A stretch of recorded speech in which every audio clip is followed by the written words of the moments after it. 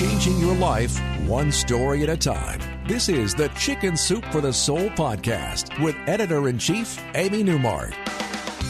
Hey, it's Amy Newmark with your daily dose of Chicken Soup for the Soul inspiration.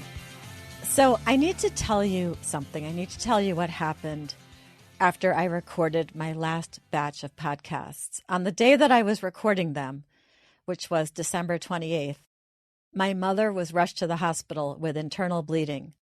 And that night I went to the hospital and I saw my mother hooked up to every possible tube and wire. She seemed to have a million things wrong with her. The doctor said that her type 2 diabetes had finally caught up to her, and her liver and her kidneys seemed to be failing. And she also might have cancer of the esophagus or the pancreas, or even both. And it was that day that I knew she was never going home again. My 87-year-old father was home alone, and we had to spring into action and set up 24-hour care for him. We had to get all my mother's medical records. We had to figure out her living will instructions. And we basically realized we had done everything wrong. So I wanted to share some of this with you today because maybe you won't make all of the mistakes that we made if you hear our story. So here we go. First of all, we didn't have an easily accessible list of my mother's medications or her recent medical history. And when you're taken somewhere in an ambulance, you don't necessarily go to your local hospital where they might have access to your records. They take you to a trauma center where they think you should go. So my sister snapped a photo of my mother's prescription bottles all lined up, and we showed that photo to the doctor, and we guessed at what year different things had happened. Her knee replacements, her car accident, her aortic valve replacement.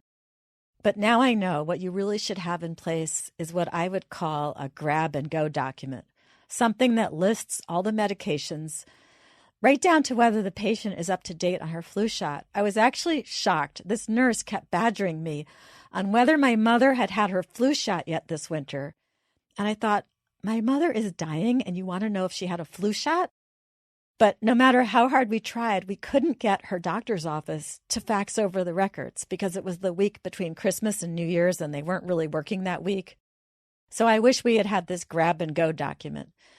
And here's another thing that we did wrong. My parents are 87 and she was 85, and we had no idea what the funeral arrangements should be.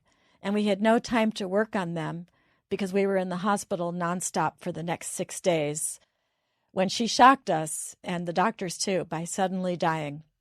So we were thrown into very quick decision-making. And I know I made at least a couple of mistakes. We did manage to put together a really wonderful service, complete with photos of my mother's whole life. But that took days of searching through photos and scanning them. I was at least smart about one thing. While my son and I were making the slideshow of my mother's life, we went ahead and gathered up all the photos of my father's life too, so that will be ready. Now, another thing that we did wrong was not knowing what to do for my father if our mother went first. We had always thought she would survive him, and we knew what she would do. We knew she would pack a bag, move into an assisted living, and then just let us gradually empty their house and sell it. But she went first, leaving the much less capable parent behind. And we never had a very difficult conversation that we should have had, which was, Mom, tell us what Dad should do if you go first. So because of that, we're now in a real bind as to what to do for our father. So I went out to dinner last weekend with a woman who had read a book that I made with Joan London. It's called Chicken Soup for the Soul Family Caregivers. And in that book, we laid out all the things that you're supposed to do before your parent is widowed or gets dementia or dies unexpectedly. Joan said in her introduction to that book that she had failed to do these things ahead of time, and so she was passing on her to-do list to others. And now I find myself in the same position, busy with my job, woefully unprepared for this immense family crisis, and wishing that we had done at least some of the preparatory work. And the woman I went out to dinner with last weekend said the exact same thing. Her mother, who's 86, fell down the stairs because she wouldn't leave the condominium she was living in. And so now this woman was having the same trouble with her mother, even though she had read the same book, the book that Joan London and I made together. I know that it's hard to get all of this stuff done. I hope by sharing this story with you, you'll be able to do a couple of these things ahead of time. The one thing we did do ahead of time, which was good, was my parents' wills were up to date, and my mother had signed a living will, which is the one where they tell you if they want a do not resuscitate order. And she had also signed a power of attorney so that my brother and I could make some financial decisions while she was incapacitated in the hospital. So that's a couple of points for us out of a list of 10 things that we probably didn't do. So here's the problem. No matter how many people give you this advice, it is just so hard to implement because elderly parents don't want to have this conversation.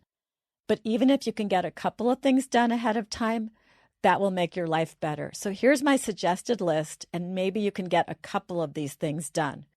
One item, and this is fairly easy, is have that grab and go list of medications and major medical events ready, and then email it to everyone in the family so that every one of your siblings, everybody has this list with them at the hospital. A second thing is get the wills updated and signed. And if there are two parents, the third thing is figure out where each of them will go if the other one dies first. Fourth thing, know the funeral arrangements ahead of time. Where are they going? What are their wishes? And the fifth thing is have some photos ready for the slideshow at the funeral. This is a really important thing, as it turns out, and very comforting after the fact. And we're making one of those Apple books out of all of the photos from my father. But you got to find those old photos and you have to scan them into your computer. And then finally, don't beat yourself up over this, because no matter what everyone tells you, and I have gotten so much advice that I haven't been able to follow, it's really hard to get elderly parents to do any of this stuff. So anything you can accomplish is a win. Just try to get some of it done ahead of time.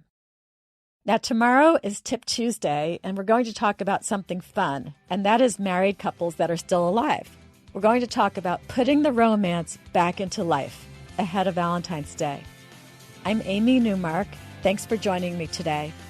If you want to read some tips from the book that I made and then didn't follow, it's Chicken Soup for the Soul Family Caregivers, and you can look for it on our website, chickensoup.com.